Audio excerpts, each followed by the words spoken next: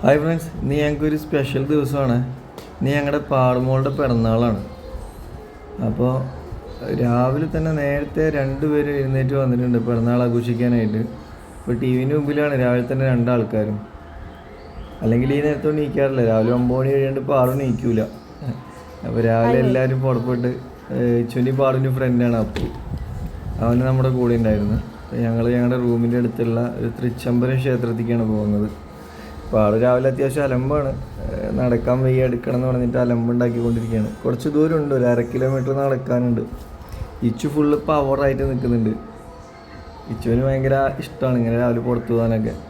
അപ്പോൾ ഞങ്ങൾ അമ്പലത്തിൻ്റെ അടുത്തെത്താനായി. അവിടെ അമ്പലത്തിലേക്ക് പോകുന്ന വഴിക്ക് വലിയൊരു തറയുണ്ട്. ഇവിടെ ഈ ഉത്സവം നടക്കുമ്പോൾ ഇവിടെയൊക്കെ അതിൻ്റെ വിശേഷമായിട്ടുള്ള പരിപാടികൾ നടക്കുന്ന സ്ഥലമാണ് ഈ അമ്പലത്തിൻ്റെ അടുത്ത്. അപ്പോൾ ഈ ക്ഷേത്രത്തിന് ചുറ്റുമായിട്ട് ഒരുപാട് ആൽമരങ്ങളുണ്ട്. വലിയ വലിയ ആൽമരങ്ങൾ, ഒരുപാട് കാലവർഷം പഴക്കമുള്ള മരങ്ങളുണ്ട്. അപ്പോൾ ഇതിൻ്റെ പുറകിലായിട്ട് വലിയൊരു കുളമുണ്ട്. ഇവിടെ ഞാൻ വിച്ചു മിക്കവാറും ദിവസം കുളിക്കാൻ വരാറുണ്ട്. ഞങ്ങളിതിൽ നീന്തി കുളിക്കാറുണ്ട്. വിച്ചുവിനെ നീന്തൽ പഠിപ്പിക്കണത് ഈ കുളത്തിലാണ്. അവൻ അത്യാവശ്യം നീന്തി തുടങ്ങിയതൊക്കെ ഈ കുളത്തിലാണ്. മിക്കവാറും ദിവസം ഞങ്ങൾ 2 പേരും ഇവിടെ വരാറുമുണ്ട് കുളിക്കാനായിട്ട്.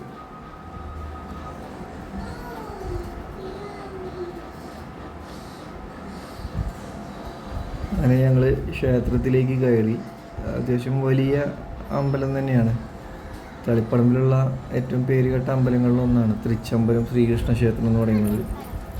ഇന്ന് തൈപ്പൂയം കൂടി ആയതുകൊണ്ട് നല്ല രീതിയിൽ തിരക്കുണ്ട്. ഇതിപ്പോൾ ഞങ്ങൾ അമ്പലത്തിൻ്റെ പുറകിലൂടെയാണ് കയറി വരുന്നത്. അപ്പോൾ അതിൻ്റെ ഫ്രണ്ടിലേക്ക് പോകുമ്പോൾ നല്ല ജനത്തിരക്കുണ്ടായിരുന്നു.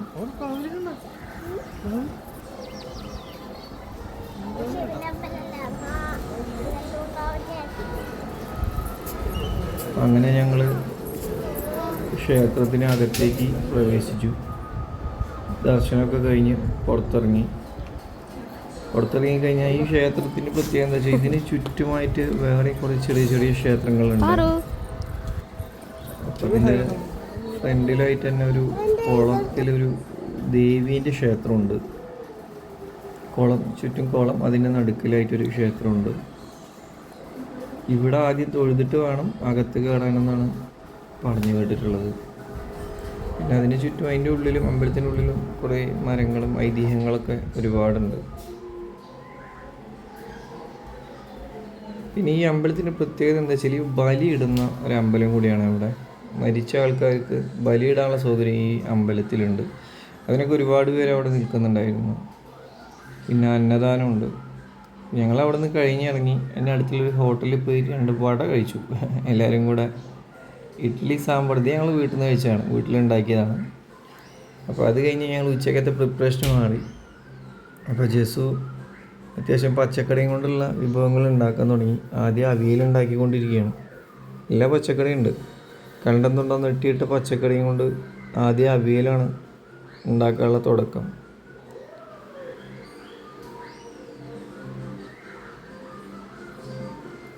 നമുക്ക് ഉച്ചയാകുമ്പോഴത്തേനും തന്നെ എല്ലാ വിഭവങ്ങളും ആക്കിയിട്ടുണ്ട്.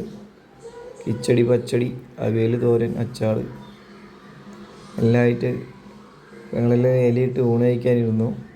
പാടുവിന് വിളമ്പി കൊടുത്തിട്ടുണ്ട്. പാടു ഒറ്റയ്ക്ക് കഴിക്കാമെന്ന് പറഞ്ഞിരിക്കുകയാണ്. വില പകുതി ചുരുട്ടിയൊക്കെ വെച്ചിട്ടുണ്ട് അവിടെ. പായസം. അപ്പോൾ ഇന്നത്തെ ഞങ്ങൾ ഉച്ചക്കത്തെ സദ്യ ഗംഭീരമാക്കി. വൈകുന്നേരം ഞങ്ങൾ കേക്ക് മുറിച്ച്. ഈ കേക്ക് ഉണ്ടാക്കിയത് ജെസു തന്നെയാണ്. വീട്ടിലുണ്ടാക്കിയ കേക്കാണത്.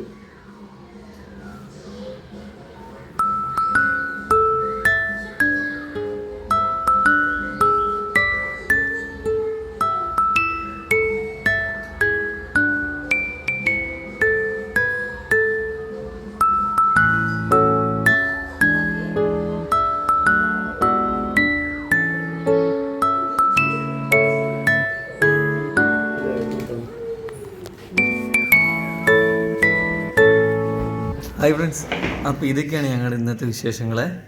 അപ്പോൾ ഇന്ന് പിറന്നാൾ ആഘോഷിക്കുന്ന എല്ലാവർക്കും സ്പെഷ്യൽ പിറന്നാൾ ആശംസകൾ. അപ്പോൾ ഇന്നത്തെ ദിവസം ഞങ്ങൾ വളരെ അടിപൊളിയായിട്ട് അടിച്ചു പൊളിച്ചു. അപ്പോൾ എല്ലാവർക്കും എല്ലാ ദിവസവും അടിപൊളിയായിരിക്കട്ടെ. അപ്പോൾ ഓക്കെ, ബൈ.